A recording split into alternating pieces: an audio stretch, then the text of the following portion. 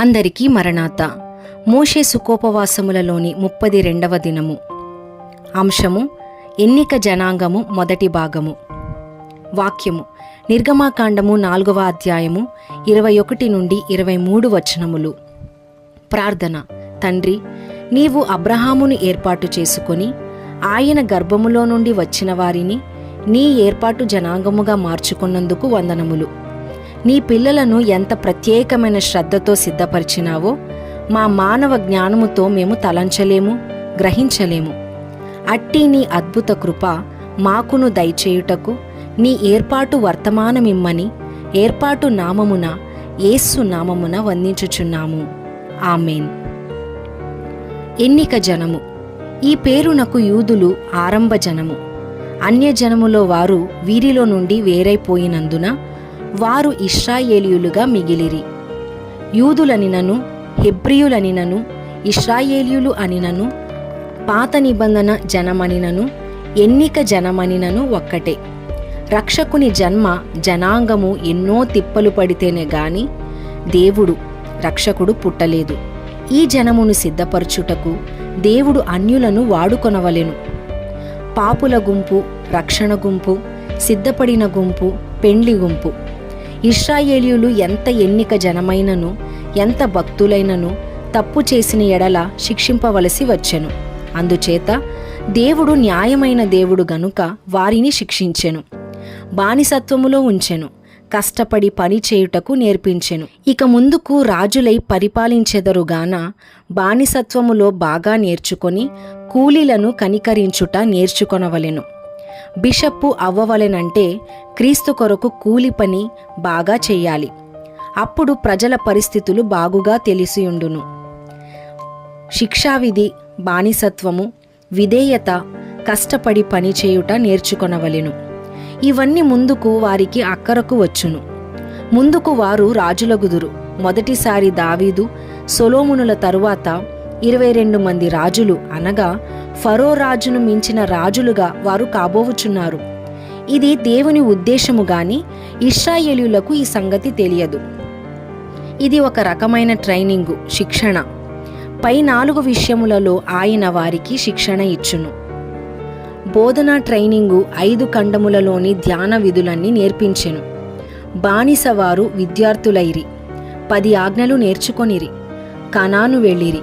ఇక్కడితో వారికి 2 ట్రైనింగులు అయినవి. రాజులు కాబోవు ముందు ఇశ్రాయేలీయులు పటాలము వారు కావలెను. ఐగుప్తులో రాజుగారి యొక్క పటాలమున్నది. అప్పుడు పటాలములోని సిపాయిల వలె వారు తమ శత్రువులతో యుద్ధము చేసి వారిని జయించెదరు. యెహోషువ నాయకత్వములో వారు యుద్ధ విద్యలు నేర్చిరి. మోషే 2 చేతులు పైకెత్తితే ఇశ్రాయేలీయులు గెలిచిరి, క్రిందికి దింపితే అమాలేకీయులు గెలిచిరి. ఐగుప్తులో యెహోషువ పటాలము యొక్క విద్య నేర్చుకొన్నాడు. ఐగుప్తులో ఎన్నిక జనము యొక్క ఫోటో అనగా రూపము ఏదనగా ఏడ్చుట, ఏడ్చేవారిగా ఉండుట. అరణ్యములో వారి ఫోటో విద్యార్థులుగా ఉన్నది. పాలస్తీనాలో వారి రూపము లేదా ఫోటో సిపాయిలుగా ఉన్నది. అప్పుడు వారికి సౌలు రాజైనాడు. బానిసవారు విద్యార్థులు, భటులు, రాజులు. అరణ్యములో వారు బైబిలు నేర్చుకొని గుడారము వేసి గుడి సేవ చేయుచు పూజారులైరి. బానిసలైన వారు పూజారులైనారు. ఈ ప్రకారము దేవుడు వారిని ఏర్పాటు జనాంగము అంతస్తుకు లాగుకొని వచ్చినారు. అరణ్యములో పూజారులైన వారే కొండ క్రింద భటులయ్యారు. చివరికి వాగ్దాన దేశంలో రాజులయ్యారు. ఇలాగూ ఇశ్రాయేలీయులు సౌలుతో రాజులును అహరోనుతో యాజకులైరి. అలాగే మనమును 1000 ఏండ్ల పాలనలో రాజులును యాజకులను అవుతాము. పేతురు పత్రికలో మనము దేవుని యొక్క రాజులమని ఉన్నది. మనము 1000 ఏండ్ల పరిపాలనలో గుడిలో ఆరాధనయు, బయటకు వస్తే రాజరికము చేయుదుము.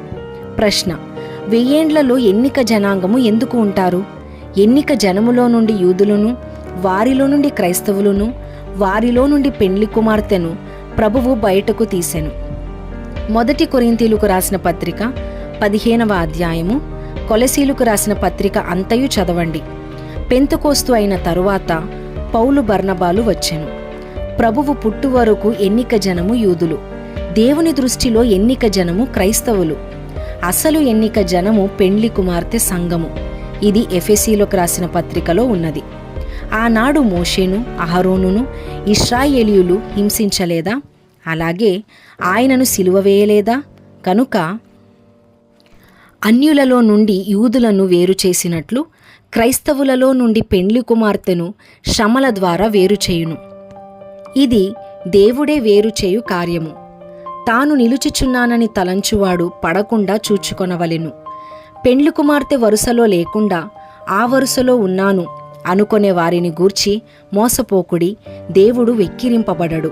1000 ఏండ్ల పాలనలో పెండ్లి కుమార్తె వరుసలోని వారు రాజులును పూజారులునై ఉందురు. అపోస్తలుల కార్యములు 2వ అధ్యాయము 16వ వచనములో ఉన్నట్లు అన్ని దేశముల వారును 1000 ఏండ్లలో ఉంటారు. పెంతెకోస్తు లోకమంతట ఉన్నది. ఆత్మ సంఘమును పెంచినది. ఆ సంఘమే నేటి వరకు వచ్చినది. దీవెన. అలాగు బానిసల నుండి రాజులుగా తయారై మేఘమెక్కు ఎన్నిక జనముగా పెండ్లి కుమారుడు నేటి ధ్యానాంతమున మిమ్మును స్థిరపరచునుగాక. ఆమేన్.